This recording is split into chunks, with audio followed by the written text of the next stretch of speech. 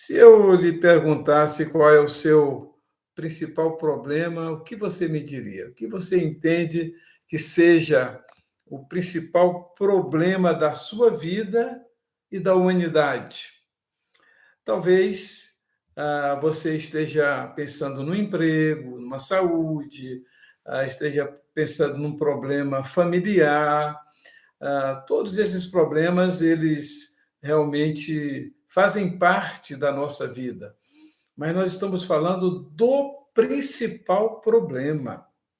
Sabe, eu tenho um amigo que faltou energia na casa dele. Aí ele foi no interruptor, ligou o interruptor e não funcionava. Aí o que é que ele fez? No dia seguinte, ele foi na loja e comprou algumas lâmpadas. E trocou as lâmpadas achando que as lâmpadas todas tinham queimado. De fato, elas estavam queimadas. Mas o problema não estava nas lâmpadas. Era um curto-circuito, um fio desencapado. Era um curto-circuito, um fio desencapado.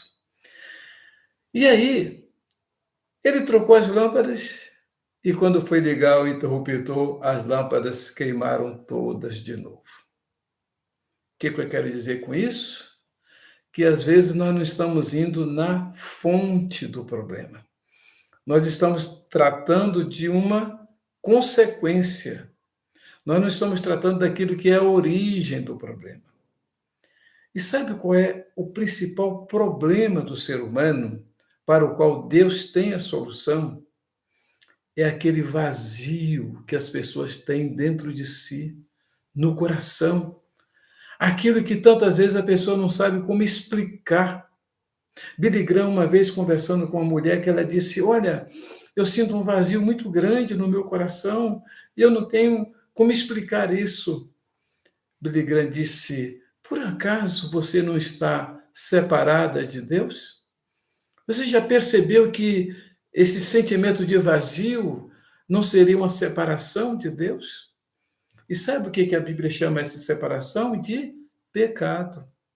A Bíblia diz em Romanos 6:23 que o pecado nos separa de Deus. O salário do pecado é a morte. Quando nós pecamos, há uma sentença de morte contra nós. Isso cria um vazio dentro de nós, muito grande. Olha, o texto de hoje, no estudo que você pode acessar aí através da nossa plataforma, me ajuda aí, Vera, onde é que eles vão encontrar mesmo o estudo de hoje?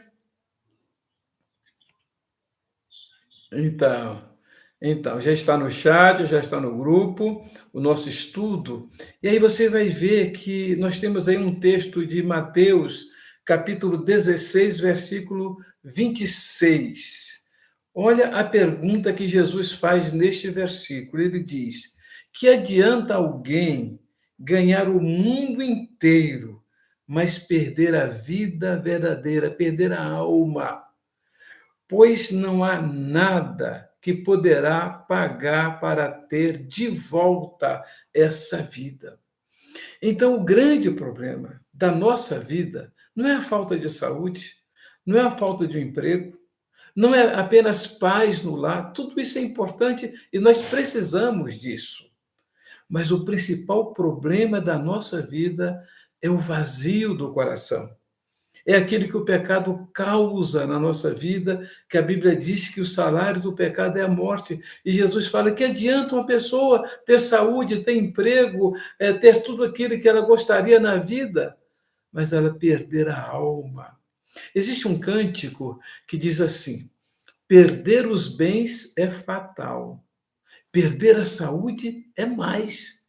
Agora, perder a alma é perda tal que não se recupera jamais.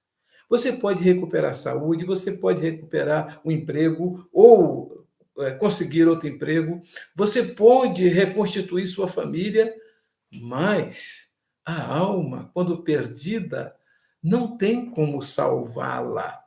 Depois que a pessoa parte desse mundo e que ela se vê do outro lado, condenada, não tem mais como consertar isto.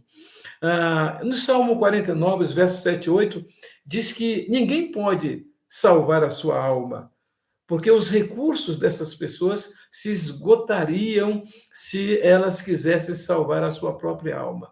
Aí, a Bíblia conta a história de dois homens. Esta é a segunda pergunta do nosso estudo. Leia os textos indicados e responda as perguntas a seguir.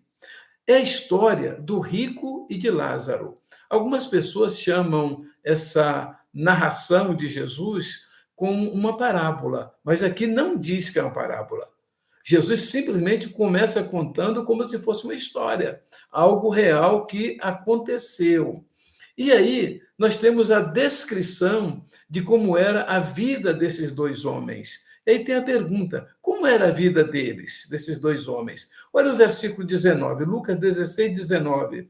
Jesus continuou: havia um homem rico que vestia roupas muito caras e todos os dias dava uma grande festa. Este homem só vivia dando festa, era festa de aniversário do pai, da mãe, do filho, dos parentes, outros parentes, de amigos. Ele só vivia de festas. E ele vestia roupas de grife, as melhores roupas. Mas, nos versículos 20 e 21, fala de um outro homem. Vocês perceberam que não diz o nome desse homem aí, que era rico? Mas o nome do outro vai dizer.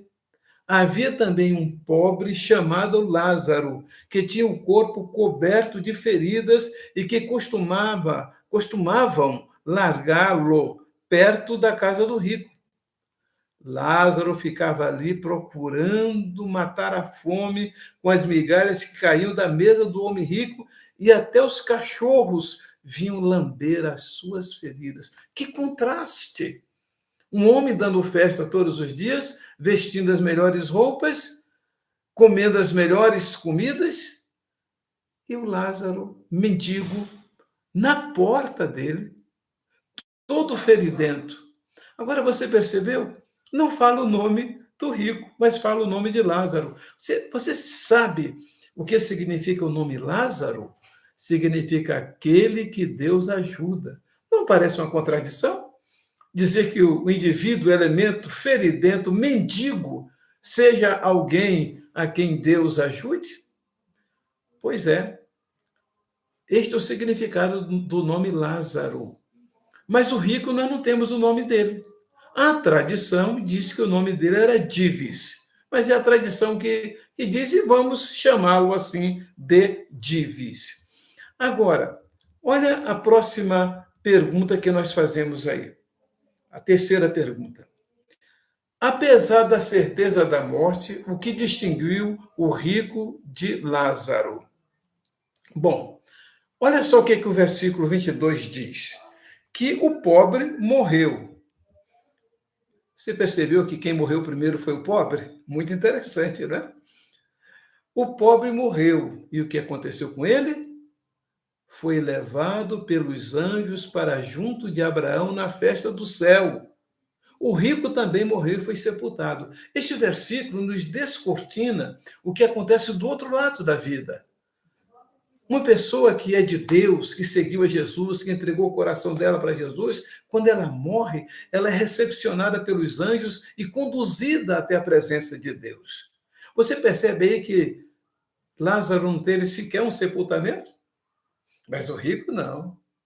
Teve um sepultamento honroso, com certeza, a cidade toda comparecendo ao sepultamento dele. A grande diferença é o que aconteceu depois. Porque a Bíblia diz que o rico depois foi achado no inferno, foi direto para o inferno. Lázaro foi direto para o céu. Então, como eu disse, isso nos descortina o que acontece do outro lado da vida. Uma pessoa vai direto para o céu, aquela que entregou sua vida para Jesus, e a outra vai direto para o inferno, aquela que não entregou sua vida para Jesus. E diz que o rico viu Lázaro. lá no paraíso, na presença de Deus. Aqui diz Abraão, porque Abraão é chamado o pai da fé, e ele prefigura Deus neste caso aí. E ele viu Lázaro lá no seio de Abraão. E ele então pediu para que Deus o socorresse, para que Deus mandasse Lázaro lá para refrescar a língua dele, porque ele estava atormentado nesta ou naquelas chamas. Então, qual é a realidade? Todos morrem. Ninguém escapa da morte. A morte biológica, não é? Claro. A diferença está do outro lado, depois da morte. Agora, a quarta pergunta: por que a morte vem para todos? Por que que tanto o rico quanto o pobre, os dois morreram? Bom, a primeira resposta, nós estamos falando aí de morte biológica. Em Lucas 16, 22, Lucas 16, 22, eu quero dar boas-vindas a Creuza, que começou a nos assistir aí. Deus te abençoe, Creuza. Então, a morte vem para todos. Ninguém escapa da morte biológica. A Bíblia diz que aos homens está ordenado morrer uma vez. Todos nós haveremos de passar pela morte biológica. A grande diferença está do outro lado. O que aconteceu com o rico e o que aconteceu com o pobre. A Bíblia diz que todos pecaram. Não há alguém que não tenha pecado neste mundo. E que por isso o pecado nos separa de Deus. Mas é aí que entra o socorro de Deus por nós. Por isso que Jesus morreu na cruz. Pelo fato de todos termos pecado, a Bíblia diz que Jesus morreu pelos nossos pecados, para pagar os nossos pecados. Aí vem a quinta pergunta: quantas vezes o rico morreu? Existem duas mortes, você sabia? Em Romanos, capítulo 6, versículo 23, diz que o salário do pecado é a morte. Mas qual morte? Olha o que diz em Apocalipse 21, 8. Diz que os idólatras, os adúlteros, os mentirosos, e tem uma lista grande de pecadores, da lista de pecados, diz que eles serão lançados no lago que arde com fogo e enxofre, que é a segunda morte. Então, existem duas mortes. Existe a morte física e existe a morte espiritual. Da morte física, ninguém escapa. Mas da morte espiritual, aquele que entregar sua vida para Jesus, esse pode escapar. Aí, continuando aqui nas nossas reflexões, você pode ver os comentários que nós temos aí no próprio estudo. É muito interessante que há pessoas que dizem assim: mas Deus é tão bom, tão amoroso, que ele não vai mandar ninguém para o inferno. Em Mateus 25, no versículo 41, diz que essas pessoas vão ser mandadas para o tormento eterno, mas os salvos para a vida eterna. Mas se você olhar no versículo 34 de Mateus 25, Jesus vai dizer: vinde benditos de meu Pai e possuí por herança o reino que vos está preparado desde a fundação do mundo. Então, para as pessoas que entregaram sua vida para Jesus, Deus preparou o reino. Aí, diz que Jesus vai dizer para os que estiverem à sua esquerda: apartem-se de mim, malditos, para o fogo eterno preparado para o diabo e seus anjos. Então, Deus não preparou o inferno para o ser humano. Deus preparou o inferno para o diabo e seus anjos.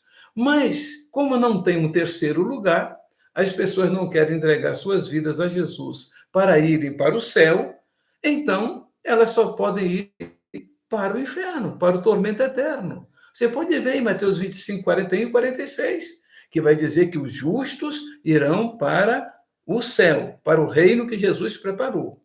Os que não forem justos, que não forem perdoados, que não aceitaram Jesus como Salvador e tiveram perdão dos seus pecados, que irão para o tormento eterno. Certamente você não quer ir para o tormento eterno. Você quer estar com Jesus no céu. Você quer desfrutar dessa vida abençoada que Jesus conquistou para todos nós. Agora, em Mateus 7,13, Jesus fala de duas portas.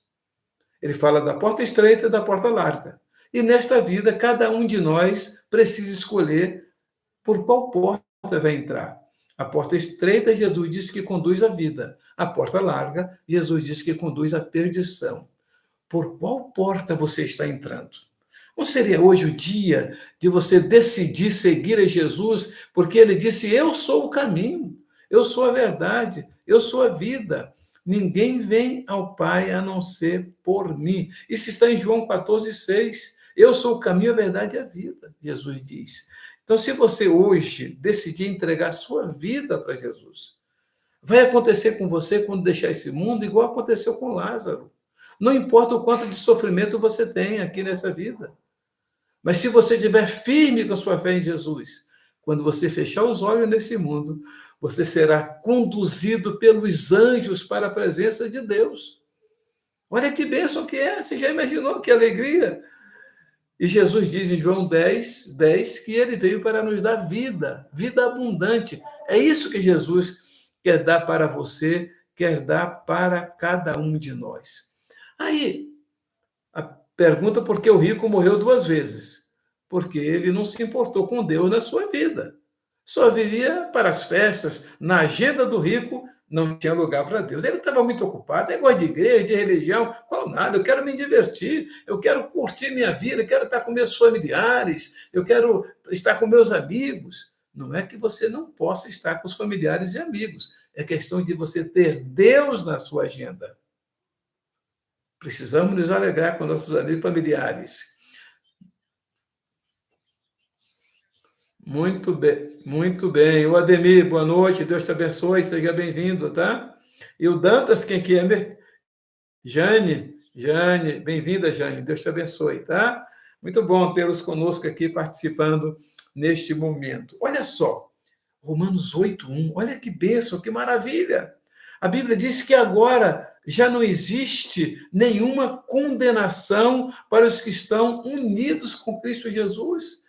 Quando uma pessoa entrega a vida para Jesus, todos os pecados do passado dela são perdoados. Toda condenação que havia para essa pessoa é anulada. É o que a Bíblia garante. Isso é um documento de Deus para nós. É uma garantia na palavra de Deus de que quem está em Cristo não há mais condenação.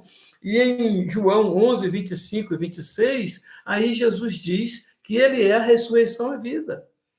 Ele é a ressurreição e a vida. Que quem crê nele nunca morrerá eternamente, que não vai perder a salvação, que vai ser salva, que vai para o céu com ele. Aí ele chega até a perguntar, porque ele está conversando com Marta, a irmã de Lázaro, e ele pergunta: Você crê nisso? Você crê que Jesus pode dar a vida eterna para você? Se você crê e você quer receber Jesus no seu coração agora, diga assim: Jesus, eu também quero ir para o céu. Sabe, quando eu tinha 9 anos de idade, eu fiz uma oração e disse: Deus, me mostra qual é o caminho certo, eu quero ir para o céu. Um ano depois, um irmão meu que havia se convertido, entregado a vida dele para Jesus, ele me explicou como é que a gente poderia ir para o céu. Eu pensava que era religião, era ser de uma igreja, ser de outra. E aí ele falou: não, não é isso não. Jesus morreu para pagar os nossos pecados. Ou isso vale ou não vale. Jesus morreu para pagar os nossos pecados, para tirar a nossa morte. Olha, em João 5:24, Jesus disse o seguinte: que quem ouve a palavra dele e crê naquele que o enviou tem a vida eterna, não entrará em condenação, mas já passou da morte para a vida. Em João 14:23, Jesus disse que aquele que o ama, que vai ser amado pelo Pai, e que o Pai e ele, Jesus, vêm e fazem morada nessa pessoa. E outra boa notícia, sabe o que é? Não existe purgatório. A pessoa, quando morre, você viu na história aí de Lázaro e do rico? Tanto o rico foi direto para o seu lugar, quanto o Lázaro foi direto para o seu lugar. Não tem essa história de morrer, ficar um tempo lá pagando os pecados. Aí, se fosse assim, o sacrifício de Jesus não teria valor nenhum. Lázaro foi direto para o céu, o rico foi direto para o inferno. Em Hebreus 9, 27, diz que aos homens está ordenado morrer só uma vez. Essa é uma outra boa notícia. Não existe essa história da pessoa morre, desencarna, depois vem, reencarna e entra em outra pessoa e vive aqui, depois morre de novo e vai pagando, vai purgando os pecados. E o sacrifício de Cristo ia ficar onde? Para que ia adiantar Jesus ter morrido por nós? Então, nessa história do rico e Lázaro, nós vemos isso claramente, porque o rico falou assim: olha, eu tenho 5 irmãos, manda Lázaro pregar para eles, para que eles não venham para esse lugar. Aí Abraão falou: lá tem a Bíblia, lá tem Moisés e os profetas, presta atenção no que a Bíblia diz. Aí ele falou: não, mas se Lázaro, se um dos mortos fosse lá. Aí Jesus falou: se eles não ouvem a Bíblia, tampouco ouvirão ainda que um dos mortos ressuscite. A única maneira de alguém voltar a este mundo é pela ressurreição e não pela reencarnação. Não tem base bíblica esse tipo de doutrina, de ensinamento. E é muito importante você examinar a palavra de Deus. Hebreus 9, 27 é uma determinação que a pessoa morre uma vez só. Ela não fica morrendo, reencarnando, morrendo, reencarnando. Uma vez só. E depois disso vem o juízo. Ou ela vai direto para o céu, ou ela vai direto para o inferno.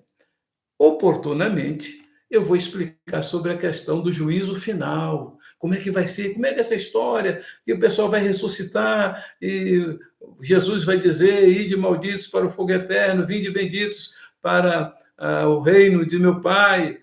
Outro dia eu vou explicar melhor isso. Mas vamos ficar com esta mensagem aqui. A pessoa que entrega a vida para Jesus, ela vai direto para o céu. Quem não entrega, não tem oportunidade depois de morto. Há muitas coisas que eu digo aí nesse estudo, mas eu acredito que o que foi colocado aqui é suficiente. Que você não faça como aquela pessoa, meu amigo, que estava com um curto-circuito, o fio desencapado, e ele ficou trocando a lâmpada, quando ele tinha que ir lá consertar a fonte daquele problema elétrico na casa dele. Assim somos nós. Como estamos com um fio desencapado diante de Deus, fecha um curto. Perdemos a comunhão com Ele. Gera morte, gera escuridão. Mas quando a gente vai lá e reconecta com Deus, e para fazer isso só através de Jesus, porque só Jesus morreu por nós. Você quer também tomar essa decisão? Você também quer receber Jesus no seu coração e dizer: Jesus, perdoa todos os meus pecados, entra na minha vida. Jesus disse que está à porta. Isso ele falou para a igreja de Laodiceia, significando que ele estava do lado de fora e ele queria entrar. Significa que qualquer pessoa que convidar Jesus para entrar na sua vida, ele vai fazer isso. Você quer fazer isso agora? Se você quer, olha, feche os seus olhos, vamos orar juntos. Eu vou orar em seu favor. Dá uma resposta para mim aí no chat. O que você está decidindo? Ou você está precisando de uma oração? Você está precisando de mais orientação? Quer esclarecer melhor o que nós acabamos de dizer? Está com alguma dúvida? Olha, manda uma mensagem para a gente que nós vamos tentar ajudar você, tá bom? Mas vamos orar agora? Senhor, eu te peço, intercedo em favor de cada pessoa, Senhor, que está nos acompanhando neste momento. Que a tua graça seja sobre a sua vida, Senhor, e que ela possa ter uma experiência de salvação com o Senhor.